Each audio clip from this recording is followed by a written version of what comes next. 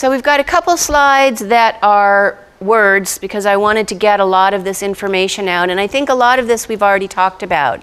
But materials and methods for sheet mulching. Cardboard is the most common base layer on top of your lawn or on top of your cut lawn.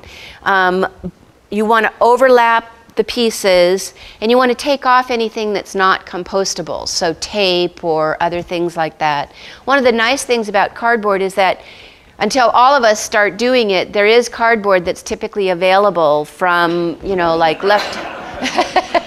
leftover from moving companies or from bike shops or appliance stores, or even looking online on recycling websites. The unfortunate thing about sheet mulching is that you can't then give it to your neighbor to use because it's no longer going to be cardboard. It's going to hopefully be nice, rich soil. So, but you can also use other materials that are going to give you a thick layer, like newspapers, and as I mentioned, some of the other types of natural linens can work. I think it's just the simplest is the cardboard. It's the easiest to lay and the fastest to do. Yeah, Mark? You're talking about a thick layer. Are we talking about an inch or two? Or are we talking 5 inches? Of cardboard? No, well, the whole overall layer that was most effective. What would be Well, I would say that ideally, if you could get up to 12 inches total deep, that would be fantastic. But at least 6 to 8 inches of mulch. So, but again, that is going to compost down. It's like a 3 to 6 month time period where you're killing your lawn. Instead of taking the lawn away, you're putting stuff on top of it and letting it compost down, and then it will, yeah. I had 2 gardeners just recently tell me that my patch of green in the backyard, which is about the size of a swimming pool, that all I have to do is cut it down low and let the sun take care of it all summer long. It'll die by the fall. Is that true?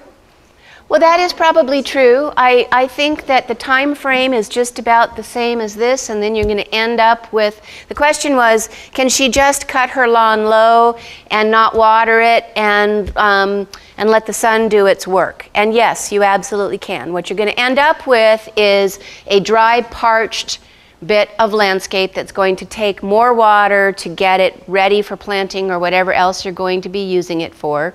Yes? On my landscape plan, I'm going to have raised beds put on top of that. So I'm not going to be planting things down the pathway. But what you're going to want to do, if you're going to be putting raised beds in there, you still don't want that interface of dry, parched soil. You're going to want to have your raised beds put somewhere that you've got some soil that's been, you know, turned over, and that the water can percolate down through it. So it certainly is a reasonable thing to do, but it is going to cause you a little bit more problem to get that soil that used to be lawn and is now dry, dead lawn to be what you would call friable or good for planting. So, and even if you're bringing in more soil, you still need that interface to be something where your beds will percolate down. Let's see if we can get through some of the rest of these slides. What was that? How long does it take for dieback with that method? With just letting your grass die without watering it? For sheet mulch? Well, with sheet mulch, you don't really see the lawn again once you've put this. Does everybody understand what well, I haven't really gone through. Let me get to the next slide and explain exactly what we're going to do. But you never really see your lawn again. It kind of decomposes underneath the cardboard and the soil. So, well, ideally it takes 3 months before there is no more turf down there. Like when you dig down, it's just loose soil.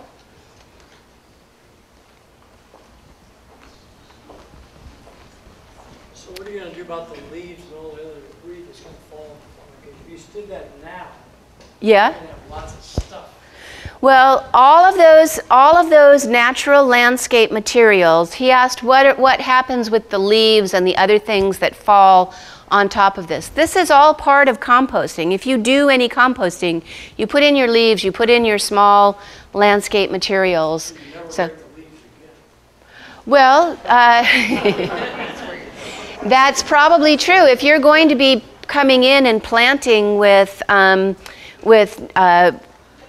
grasses and plants and that kind of thing, you don't need to rake the leaves in that kind of a landscape area in the same way that you would want to on a lawn. So the basic layers of this soil lasagna are starting with the grass and whatever you do with the grass, whether you if you cut the grass or leave the grass where it is, that's the first layer. And if there's leaves on it when you start this, you can just leave them right there. And then the next one is what is called the sheet mulch, which is any of those materials that we've talked about, which is sort of putting a carpet, a sheet over the top of your lawn. And the easiest product to use is cardboard. And some of these others work. And then on top of that, if you want to, you can create some mounds, or you can create some landscape form, and with soil, and or you can add soil amendments if you want it to be really rich, but you don't have to. You can just put on top of the cardboard your top mulch layer, which can be straw, shredded bark, leaves, even garden trimmings you can put down underneath that, and you just layer it up. And if you did anything less than 6 inches, I think you're going to have some problem. One of the things that you need to have with this is some moisture, because composting, as you know, needs brown and green and moisture. So you can't just let it sit out there and just dry the heck up. You know, that's not going to work very well. So you need to keep it a little bit moist. That's what's going to help the composting happen. So those are the basic layers of this sheet mulching technique. And the minimum is 2 layers, the cardboard and the top mulch. And the deeper you can go, the better. And then a lot of you are thinking, well, my garden is, you know, it's flat, and I can't do that in my garden. But you're going to have a different type of landscape there, with or without planting. If it's just mulch, or if you're putting planting in it, it's a little bit different than your lawn, which is completely flat. So like Jennifer said, you do need to think about drainage, and like you mentioned, you do need to think about your irrigation, but it doesn't need to be perfectly flat the way we look at lawns. So that can be part of your planning, because we all know that if you end up wanting to have maybe some boulders and some grasses and some plants, having a little bit of landform is not the worst thing. It makes it look really nice. So you have to kind of rethink that level, smooth lawn that you have now, and think about how it might be different with this other planting.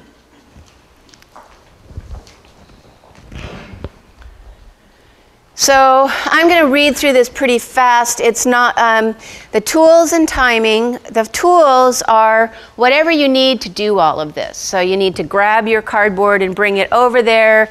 You might need to have something to lay that down, get any tape off it. You may need some scissors if you've gotten cardboard in bales, like from a grocery store or something like that. Just kind of be thinking ahead about what tools you need. You're going to be probably having some mulch delivered, so you need some digging forks, a wheelbarrow, whatever you need to get the cardboard down and get the mulch on top of it. The seasons is what I mentioned earlier. If you decided that this is something you wanted to do, remove your lawn. Whether you decided to do sheet mulching, or whether you decided to do sod cutting, or just turn off your irrigation, think ahead so that you've got all the tools there when you decide to do it. So ideally what you'd want to do is start that process now in the spring and be ready to plant in the fall. The other possibility, as I mentioned earlier, is you can go ahead and plant now and just know that you're going to be irrigating those plants and shrubs that you put in. So before you start, do water the area once. That's the kind of moisture that we talked about, and then put down your cardboard, and then the layers of your sheet mulching. And I don't want to be focusing just on this to the exclusion of other techniques, because there are other techniques like using the sod cutter or just turning off your irrigation. And the lawn conversion is both the approach that you use and where you're going with what the design is. So right now we're just talking about techniques, and I'm focusing on the sheet mulching because of all of the advantages that I mentioned to you about sheet mulching and just not having a bunch of stuff to get rid of and having it help the soil and all the rest. But there are other possibilities that you can use. I have a question. Yes. You keep saying sheet, cardboard.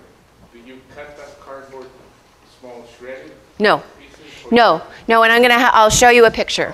So right here there's a picture after some of the cardboard has been laid down and there's mulch on top of it. And I think you can see that she didn't have such a deep layer, and she did get some weeds that came up. So that's the trade-off. I mean, you could do, 4 to 6 inches, but you might get more of your lawn coming through and more reeds. The higher you go with the material on top of the cardboard, the more the less problems you're going to have with weeds. So, for the sake of time, we're going to hold the rest of the questions until after the class because we want to make sure they can finish in the next half hour to give the class yeah.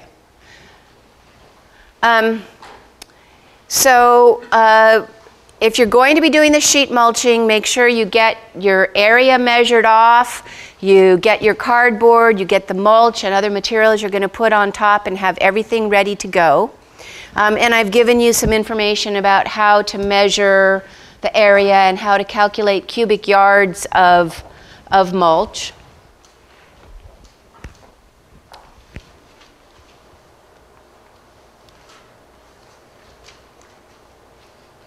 This isn't going. Okay, so here's what the cardboard looks like. You just use as big of sheets of cardboard as you have. And that's the whole trick, is that you want to overlap it. The cardboard is acting kind of like, plastic or something else that's depriving the soil underneath of light.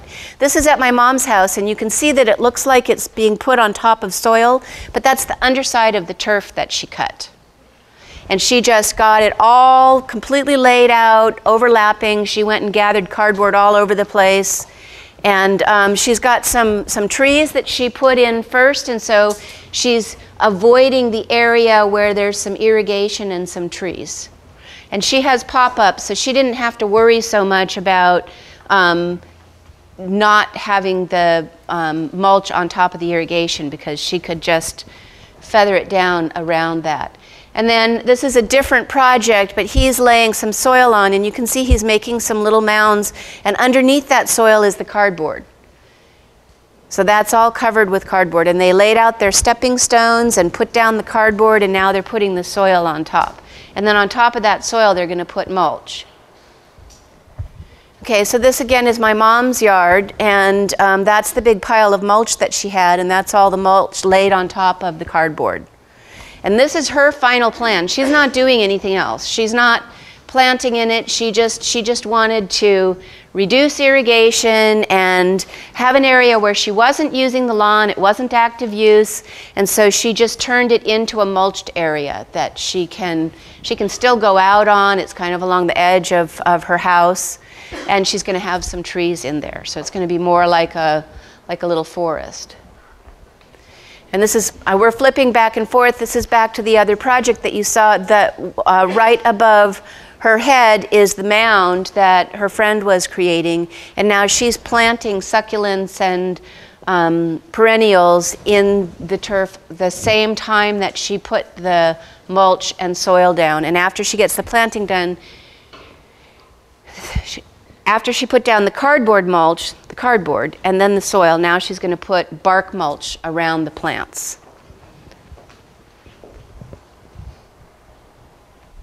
And this is the sod cutting happening.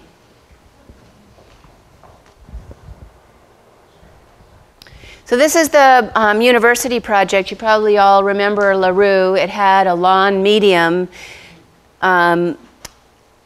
strip, and they determined that the type of grasses that were in there, they wanted to have a quick fix, so they treated it with herbicide and killed the grass, and then they planted in that with a lot of mulch. So they've got people out there doing a lot of planting, and their end result was parts of it were landscape plants that were put in that were natives and pollinators, and parts of it was seeded wildflowers, and this is what it looked like in the spring and summer the next year. So the lower one is plants and the upper one is seeded, but I don't know if many of you remember it, but it really is beautiful. They do have the seeded areas die down, so they have to go back in the fall and cut that back, and kind of it will reseed itself, but it's mostly really beautiful in the summer. Okay, I'm going to go through these design ideas and sources really quickly. I addressed the ways that you can get rid of your turf with the sod cutting, the herbicides, the letting it die by depriving it of water and light, and the sheet mulching, or any combination of those. And the rest of the slides are more about some of the ideas of what you might want to do in your garden once you have your turf gone. So you want to think about plant color and texture. You want to think about, do you want this to be public and facing out to the street, or have little private areas for seating? And what do you want to look at? Where in your garden do you like to sit? Do you like to go out for your morning coffee? Do you like to sit in the evening? Explore your yard, sit in your yard, figure out what ways you're likely to be using the areas that used to be turf that you didn't go sit in, and now you're going to have some different spaces that you can create with higher plants and maybe some mounding, and what do you really want in your garden? If you have some opportunity for some stepping stones or stepping up, or you can create that, I think some grade changes always make for a very nice way of getting into your house, or just kind of having the landscape have some natural flow to it. Using permeable materials for your paving is always an excellent way to help improve your soil and your landscape and reduce water use because it's not running off. And there are so many different ways that you can have permeable paving. You need to think about what kind of style do you like. These slides aren't very good, but this is kind of a Southwest style, and that's an English kind of cottage garden style. And the one up on the right is more contemporary with more spiky plants and lots of colors. So, you might want to match the style of your house, or you might want to match your own personal style. And those are things to think about. And then there's all these landscape components: walls, steps, fences.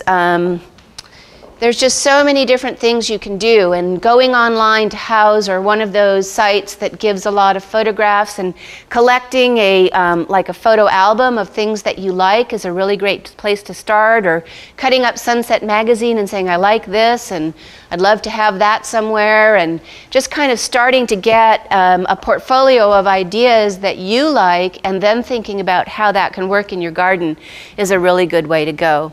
These are some different types of paving. You can put down gravel, but it doesn't have to necessarily be red lava rock. You can have some colors and textures. You can use decomposed granite. You can use stepping stones with gravel around it, or even planting in between. I mean, this is just kind of a quick overview of some of the things you can do. And you can show your own personal style with art. Things you've created, or things that you find that you really love, having something special at the entry, using a lot of colors, using glass, having some special components in your landscape that you now have a lot more space to do because it's not covered with lawn, right? So, so different types of plants and things you can do. There's a picture down here of a shredded bark mulch. That's kind of what it looks like. It kind of binds together and creates a nice looking landscape space. Where are your use areas? Do you want to just, putting a little plastic lawn chair out can really create a space, or it can be a formal designed patio with some seating. There's just a lot of things. There's succulent plantings, there's natives, there's grasses. So, we're at the end of the slides. We know there's a better solution, and we can save water, and hopefully this has given you a few ideas for how you can start to address this issue. So, yes, questions? I have several questions. Okay. One, regarding the mulch, if it ever does rain, what's to keep it from washing away? Two, how do you preserve a 40-year-old tree in your front yard? And the thing that's been holding me back for years is you've got all these ideal pictures up here, is the neighbor across the street where the prevailing wind comes from has the Bermuda grass that's now in my yard. And so you spend a lot of money on this landscaping. Uh-huh. And then, you know, the Bermuda grass is going to come back and has to. Okay, so his first question was, how do you keep the mulch in place when it's been a while and now you're irrigating and whatever else is happening? Is that the first question? And the mulch is going to kind of compact, and I mean, you've seen landscapes where there's mulch on it. If it's not that big clunky bark that floats away, if it's the kind of bark that is sort of blending with the soil and creating that nice rich humus on the surface, and it's a shredded bark mulch, it will stay in place. If you've tried to move some of that shredded bark mulch, you know that it's more of a job to move than those like medium bark, because it binds together, and you have to kind of, you can almost like, sometimes some of it is called gorilla hair, sometimes it's called shredded bark mulch, cedar bark mulch, redwood bark mulch, and it does kind of bind with the soil. And the second question was, what about your tree? You do need to continue to water your established trees to make sure that they're not dying while you're getting rid of your lawn. If you're not using herbicides to get rid of your lawn, your tree's going to be a lot happier. And so any of these methods that we talked about is preferable to herbicides, because the trees get impacted even though you're probably using a turfgrass herbicide. You just don't need to put those toxics on your tree. So you can use some deep watering techniques. You can install some irrigation in the drip line of the tree while you're doing the mulch. Without knowing your particular situation, I would just caution you to make sure to protect your tree with irrigation, and what you're putting around it, don't grade around the tree, don't cut into the roots.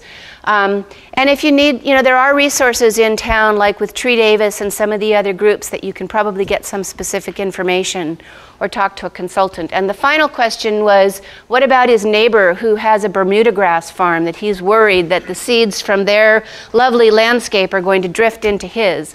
And the answer really is that mulch, that deep mulch. It's not going to establish in a deeper mulch like 6 inches deep the same way it would in the ground. And if you do get some seeds that germinate, they're going to be a lot easier to pull out because you've got that thicker layer of mulch. So you're shaking your head, you don't believe me, but I think compared to just soil, it is going to be a lot easier. So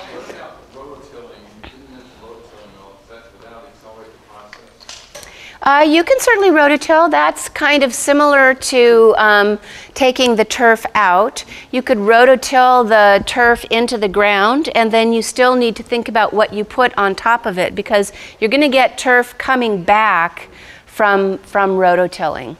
So, I mean, you can do some of the other techniques like plastics or weed barriers, but really, whether you do the cardboard sheet mulching or not, your best friend is as deep of bark mulch or straw as you can bear to put down on your soil, because that's what's going to improve the soil quality and keep the grasses from growing and the weeds from germinating.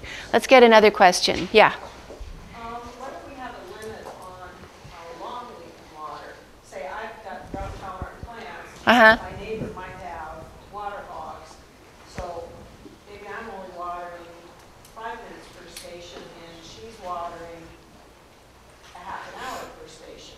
Jennifer, are there limits on how long your 3 days a week of watering can last? There are not, and the reason we have this particular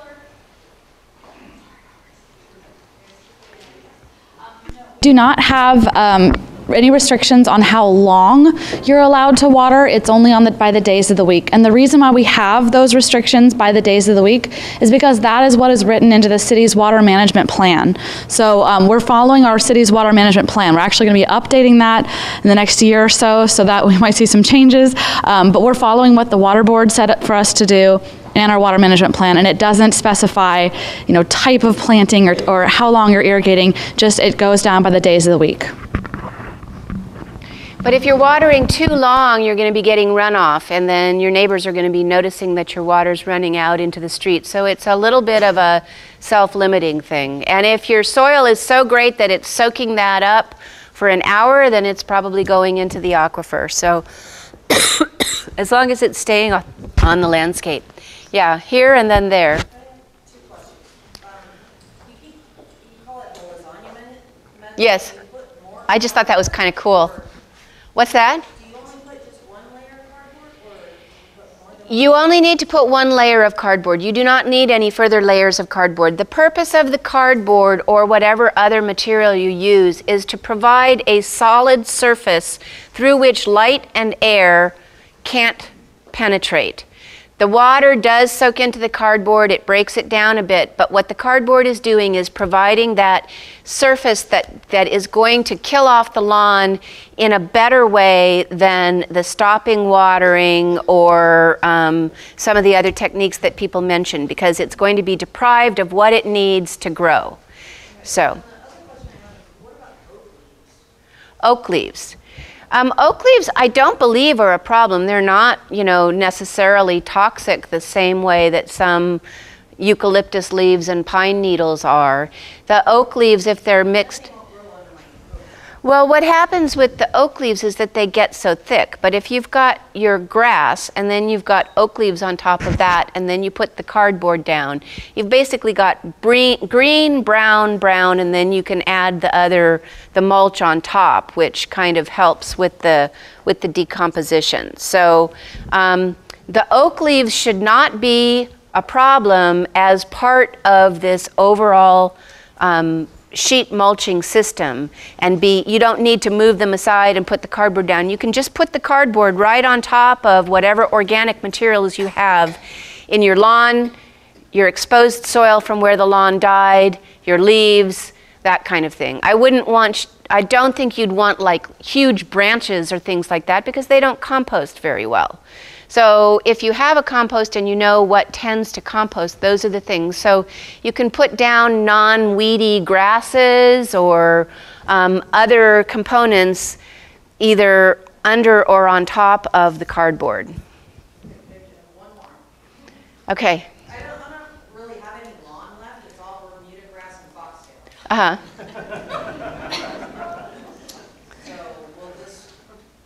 Well, you would probably want to consider then using some other technique in addition. Like you could water and then rototill a couple times to germinate those seeds. You could use an herbicide if you were comfortable with that. You could rake up as much as you can of that material and put it out on the street so that you don't have a lot of that seed base there.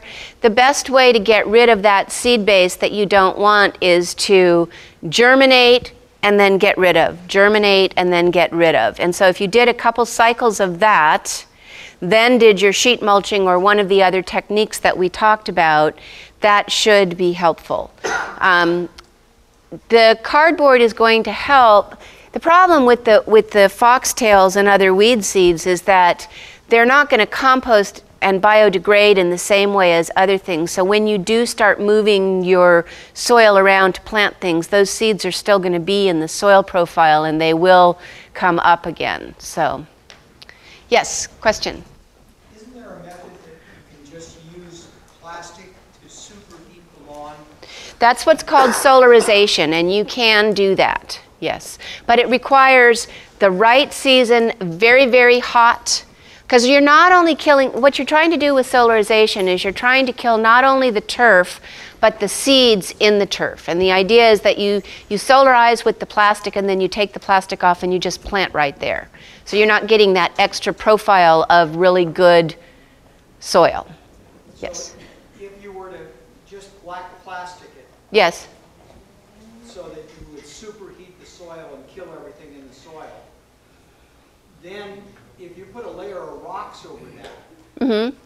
and then went with containers on top, Mm-hmm. would that be acceptable? Because I don't have room on a steep slope to do a 12-inch layer Mm-hmm. in the front. Mm-hmm. So I'm thinking of going with mounds on top of rocks Mm-hmm. to cut down the heat.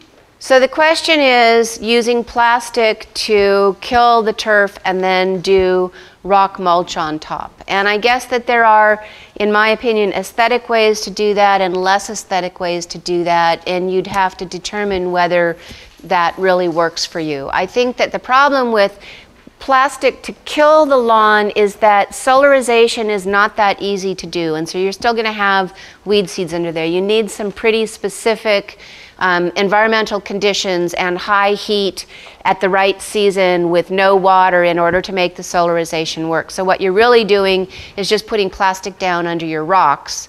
And if you're on a slope, I would be concerned about the rocks moving the same way you're concerned about the mulch moving. So without knowing more specifics about your situation, I'm not sure that it's the ideal solution. You might want to terrace instead, and then you could do rocks, but without some level surfaces, I think you're going to have some problems with whatever you put on it is going to be down at the bottom. So think about that. And yes, and you have been very patient. The post-lawn landscapes that you've shown Yes. all appear to be rather intensely planted with Yes. different things. What would the water requirement for landscaping like that be versus lawn? Well, most of those plants were drought-tolerant plants, and they can be watered with drip irrigation, which is much more efficient. You know, we didn't really talk about a lot of the irrigation techniques you can use, like using smart controllers, using rain sensors so that you're not watering during the rain. I know Jennifer brought up some of these topics. You really want to pick the right plants in our climate so that they meet the needs of our climate, which is a Mediterranean climate with very hot summers and colder, wetter winters.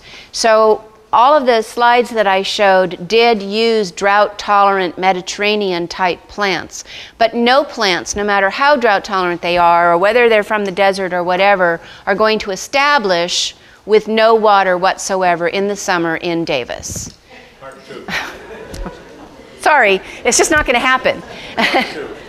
Yes. Assuming you're doing the lasagna treatment, Yes. does the material on top of the cardboard need to be kept moist? Yes. The material on top of the cardboard needs to be kept moist on occasion so that it's doing the composting method. It doesn't need to be soaking wet, it's just a matter. And if you are planting in, and I guess that part of the answer to that question is whether or not you're planting in it right away. If you're not planting in it right away, it can kind of sit there without much water during the summer season, and then when the fall rains start to come, then it will start doing more composting. It's not going to hurt it to not be wet during the summer. So it really kind of depends on what you're doing with it. So I would wet it before putting down the cardboard and wet it a little bit when you first put it down, and then just let it kind of like sit fallow until the fall when you decide to start doing something with it, unless you're planting now. Yes, question here and then right back there. There's a guy in Sacramento, he says for 25 cents you will go and paint your lawn green and you just don't water it. Okay. How many people want their lawn to just be painted green and then you don't water it? There are a lot of materials. There's a lot of people that are promoting AstroTurf, so that you just take out your lawn and you put down something that's plastic. Some of them actually even look somewhat very much lawn-like. You can also, we didn't talk much about lawn alternatives like buffalo grass, which is, you know, kind of like a less mowed grass, but it's 75% more drought tolerant than your typical lawn. But it does brown out in the winter, and one of the things you can do with that is you can plant that. It'll be green in the summer and brown in the winter, and you can colorize it. And some of the materials that you use are not that, they're not necessarily toxic or anything. It just makes you look like, you know, you've got a green lawn in the winter. Or you can decide that that's part of the new aesthetic, is that you don't need the green lawn in the winter and you just let it go and be brownish. And, you know, if it's not going to get too cold, it's not going to get that brown. So we just have to see what the weather is going to entail, and then it greens up again in the early spring with the waters, and as the weather gets a little warmer. So there are some things that we didn't really talk about. You know, I tested this talk and it was like 35 minutes, and it took me well over an hour to get through it. I should have held firm to not letting you ask questions in the middle, so it's your fault, not mine. But there's just so many components to this that we could keep talking about more things, and I'm really, really happy that you're asking questions, because I wasn't really sure what you were looking for. But you guys are all being very patient staying this long. Is there anything else that people want to talk about? Yeah. You said, you know, you're right, there may be a big run on cardboard. That's a lot of cardboard. So I would assume that if you put a lot of newspapers down and then put lots of mulch on top of it, you're going to get the same effect. Well, the whole purpose of that sheet mulch is to cover up the ground. So you can use, you know, like a section of the newspaper or two sections on top of each other. The key is to overlap it and not let the sun get through. So you can certainly use newspapers, and that you might have more easily accessible. So, but you got to get there first. That's the trick. I can see that cardboard is going to be a big demand. Yeah. Yes. Would you elaborate on the poisonousness of pine needles? Because I have a lot of redwood duff, and the master gardeners I spoke to said, "Oh yes, it's fine." Yeah, I don't think that I think that the main plant that I know is especially toxic is eucalyptus. Now, other plants do tend to keep certain plants from growing under them. I think that does happen with some pines and some oaks. But if what you're doing with those leaves and needles is composting them or biodegrading them and mixing them with other materials, especially soils that have the organisms in them, I think you should be okay. I don't know every pine, and maybe somebody in the audience knows more than I do, but I think you should be fine if you're just letting that be part of the compost, which is a different thing than trying to plant something under your pine tree, because they get thick, and these are going to be decomposing rather than, I think it has more to do with, it's the same theory as having this thick mulch. Things just don't get down into it and grow. So it's kind of proof that the thicker the mulch does work, because I don't think that it's the needles that are toxic. I think it's the depth of the duff on top of the ground. Who hasn't had a question answered that? Yes?